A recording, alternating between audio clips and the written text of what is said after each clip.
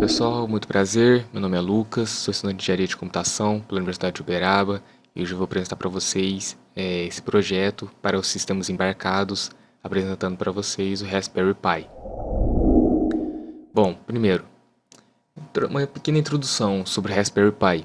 Ele é uma série de microcomputadores de placa única e multiplataforma, onde seus componentes estão nessa única placa. Então ele conta com um processador, memória RAM e placa de vídeo impressos dentro dessa placa lógica.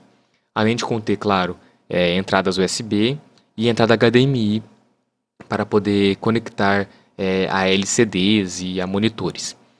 Bom, Raspberry Pi também conta com uma GPIO e esses pinos da GPIO podem ter um múltiplo propósito, ou seja, ele é comumente mais utilizado para mais projetos e para controlar placas e circuitos e outros artefatos externos ao Raspberry. Bom, a alimentação do Raspberry é feita através de uma placa micro USB e comumente é visto que o Raspberry é alimentado através de fontes de energias de telefones celulares. Esse dispositivo ele foi criado no Reino Unido pela Fundação Raspberry Pi, que é uma organização sem fins lucrativos e é focada na promoção e no ensino da ciência da computação para os jovens em escolas e universidades, com o intuito de oferecer produtos com preço acessível. Bom, é um pouquinho da história, né? O Raspberry Pi ele foi em 2006 teve seus primeiros conceitos e ele foi baseado no microcontrolador da Atmel, que é o Atmega 644. E também ele foi muito inspirado nos computadores da Acorn BBC, que era a série Micro de 1981. E tratava-se do Model A, Model B e Model B Plus. Bom, podemos ver que o Raspberry ele acaba herdando bastante uma grande inspiração, né? Ele herda esses nomes, essas nomenclaturas da Acorn BBC, que nos seus próprios modelos ele utiliza como Model A, Model B e Model B Plus. E a primeira versão então da arquitetura ARM do Raspberry foi montada em um pacote de um tamanho de uma memory stick e onde tinha uma porta USB de um lado e uma porta HDMI do outro. E por fim, né, o objetivo então dessa fundação era oferecer um microcomputador por um preço bem acessível e era disponível primeiramente em 2012 em duas versões. A Model A custando aí $25 e a Model B custando em torno de $35. Falando então especificamente sobre o Raspberry Pi Model 3 B Plus, que é o que eu vou utilizar para os próximos projetos que irei apresentar, ele conta então com um processador da Broadcom de 1.4 GHz, 1 GB de memória RAM, além de oferecer uma conexão Wi-Fi 2.4 e 5 GHz, conexão Bluetooth e uma entrada LAN. Esse microcomputador também conta com 4 entradas USB 2.0 e oferece também ao usuário 40 pinos de GPIO. Sua alimentação é realizada através de uma entrada micro USB de 5 volts, 2.5 amperes, e para transmitir áudio e vídeo, ele possui uma entrada HDMI e um plug P4 para saída de áudio. Bom, sistema operacional. O sistema operacional utilizado aqui no Raspberry é o Raspberry Pi OS, que anteriormente era chamado de Raspbian, e esse é uma distribuição da GNU Linux de 32 bits, baseada no Debian. Outros sistemas operacionais podem ser utilizados no Raspberry, como o Windows IoT, e também sistemas operacionais de terceiros, assim como o Ubuntu. Claro, sempre derivados da GNU Linux de 32 bits. Na parte de programação, a fundação ela promove bastante que o Python e o Search sejam as principais linguagens utilizadas no Raspberry. Porém, ela também promove suporte a várias outras linguagens. Esse aqui é o primeiro projeto eletrônico. Ele conta com 3 LEDs. Junto com eles temos 3 resistores de 150 ohms, um botão e junto com esse botão um resistor de 6K8 ohms. Então, temos claramente o Raspberry Pi Model 3, que eu irei utilizar, e à esquerda nós temos a programação. A ideia aqui desse projeto é que ao pressionar o botão uma vez, o primeiro LED seja aceso, ao pressionar uma segunda vez, o primeiro e o segundo LED são acesos, e ao pressionar a terceira vez, os três LEDs se mantêm acesos. Bom, explicando um pouco da programação, eu importei então as bibliotecas da GPIO e a biblioteca Time, que são as que eu irei utilizar nesse projeto. Iniciei logo acima o contador como zero, né, claro.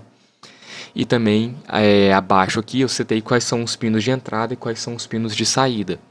Então eu setei aqui os pinos 11, 12 e 13 como uma saída e o pino 18 como uma entrada.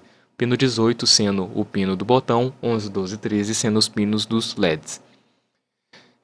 Eu iniciei aqui os LEDs como apagados e aqui abaixo eu faço uma condição para ver se o botão foi pressionado.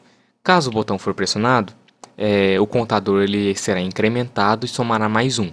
E ao somar mais um, o contador, a primeira vez, o valor dele será 1. E ao ser 1, ele entra na primeira condição, que é acender o primeiro LED. Após isso, ele volta para a condição para saber se o botão foi pressionado. Ao botão ser pressionado uma segunda vez, o contador vai para 2. E ao ir para 2, o segundo LED será aceso. Assim, posteriormente, o contador ele volta para a condição para saber se o botão foi pressionado. Ao ser pressionado uma terceira vez, o contador ele vai para 3 e ele entra na terceira condição que ele liga o terceiro e último LED. Ao voltar para a parte de verificar se o botão foi pressionado e o botão for pressionado mais uma vez, o contador vai para 4 e então ele vai para a condição onde ele apaga todos os LEDs e zera o contador. Apresentando então a parte prática aqui desse trabalho. Então, como eu disse, estou com o Raspberry Model 3 B+. Então, para esse trabalho, para essa parte prática, eu utilizei 3 LEDs, 3 resistores de 150 ohms, um de 6K8 ohms e um botão. E utilizei também a saída de 5 volts e o Terra já próprios do Raspberry através da GPIO e 3 entradas da GPIO e uma saída dela para o botão. Bom, aqui então a gente tem a tela do RASP. Aqui vocês podem ver tá a parte da programação e aqui é bem simples o funcionamento dessa prática. Ao apertar o botão uma primeira vez, o primeiro LED será aceso. Uma segunda vez, o segundo LED será aceso. A terceira, o terceiro LED. E por último, todos os LEDs se apagam.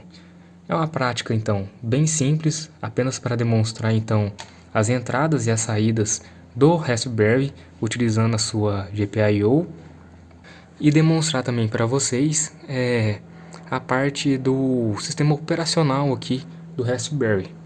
Bom, aqui dentro do Raspberry mesmo, eu estou utilizando a IDE própria dele, que ao acessar aqui na parte de cima, nós temos aqui em desenvolvimento essa IDE, que é a Tony Python IDE. E aqui dentro dela, eu coloquei o meu código e coloquei para rodar. Bom, pessoal. Bom, eu tenho aqui também um segundo projeto eletrônico, que é o controle PWM da intensidade de luminosidade de um LED. Então, para isso, inicialmente a gente precisa enviar esses dois primeiros comandos na parte do terminal do Raspberry, que é o sudo apt update e o sudo pipe3 install guizeiro. O seu Raspberry precisa estar conectado à internet e assim ele vai baixar e instalar essa biblioteca guizeiro, que é uma biblioteca visual que eu vou utilizar para poder criar uma barra de rolagem dentro da programação.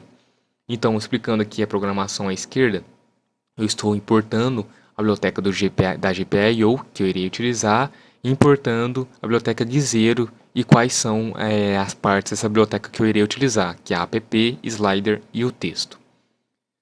Logo abaixo eu estou setando qual vai ser o pino que eu estou utilizando no Raspberry, que é o pino 20. Estou informando qual a tensão, que é a de 3.3. seto a frequência e o duty cycle. Logo abaixo eu vou estar setando qual que vai ser o meu pino para o PWM e claro, mostrando e claro conectando ele ao LED, que vai ser conectado ao LED e variar a sua intensidade. Abaixo é a parte do cálculo e do cálculo para enviar a tensão correta a, para o LED. Ou seja, nessa parte da tensão média, que é igual à tensão da GPIO vezes o duty cycle dividido por 100, então eu pego a tensão que está sendo controlada pelo PWM, divido ela em 100 e dou a tensão de saída para o LED, assim controlando a sua luminosidade. Abaixo tem apenas alguns comandos para a biblioteca do Guizeiro, que vai ser utilizada apenas como uma biblioteca visual. Bom, dessa vez vou estar utilizando apenas um LED, junto com ele um resistor. Estou utilizando também a saída de 3.3 volts do RESP, junto com o Terra, e aqui uma GPIO aqui para o LED. Aqui eu tenho uma programação bem simples, aqui de um PWM, que aqui ao lado a gente pode ver a parte gráfica desse PWM, vou arrastar aqui ao lado. Bom, vocês podem ver que ele tem um cursor, né? Um cursor para você deslizar para a direita ou para a esquerda. E o que ele vai fazer?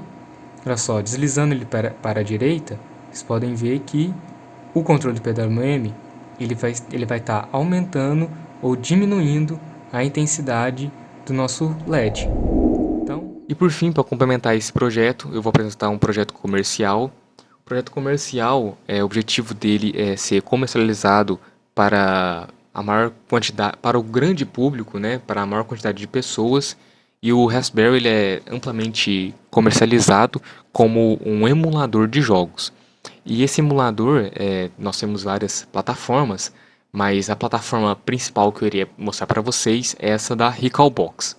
A Recalbox ela é uma plataforma disponibilizada pela própria Raspberry Pi Foundation, então pela própria fundação. Ou seja, ao você já instalar o seu sistema operacional do seu Raspberry Pi, lá dentro você já tem a opção de selecionar a Recalbox. Então, nativamente, a fundação do Raspberry Pi já te disponibiliza essa opção. Aqui à direita nós temos a parte gráfica desse emulador. Dentro desse emulador você tem várias plataformas conhecidas como Nintendo, Super Nintendo, Mega Drive, entre outras plataformas de consoles e jogos mais antigos. Bom, pessoal, estou apresentando então essa parte mais um projeto mais comercial então do Raspberry. É esse aqui, pessoal, é o Recalbox, que é um sistema operacional disponível já pela própria fundação do Raspberry. Então, ele é um emulador de jogos aqui para o Raspberry. Então, vou estar demonstrando aqui rapidamente para vocês. Aqui está o Raspberry, certo? Estou utilizando só a saída HDMI dele, uma alimentação e ligado aqui nele, junto, um controle para poder estar jogando, certo? Aqui então, essa aqui é a interface dele. Como vocês podem ver, nós temos vários tipos de jogos com várias plataformas, principalmente aqui plataformas retrô, certo? Vou entrar aqui nos jogos favoritos e vou demonstrar para vocês, por exemplo, um jogo, acho que bem famoso aí, que é o Mario 64. Vocês podem ver que o Rasp ele carrega super rápido os jogos e tá aí, rodando um emulador no Raspberry. Esse tipo de emulador, ele é comumente visto e comercializado aí em plataformas digitais ou até mesmo aí por casas de eletrônicos e tudo mais. Então nós temos aqui todos os tipos de jogos aí disponíveis, certo? Bom, aqui eu vou apresentar uma cotação atual do Raspberry. Acima estou demonstrando para ser comprado aqui no Brasil, né? O Raspberry ser adquirido aqui no Brasil, qual é o valor dele. E abaixo é um valor de uma cotação que seria importando esse mesmo RESP para fora do Brasil. Por fim, eu tenho as minhas referências que foram utilizadas para essa apresentação. E muito obrigado a todos pela atenção. Fique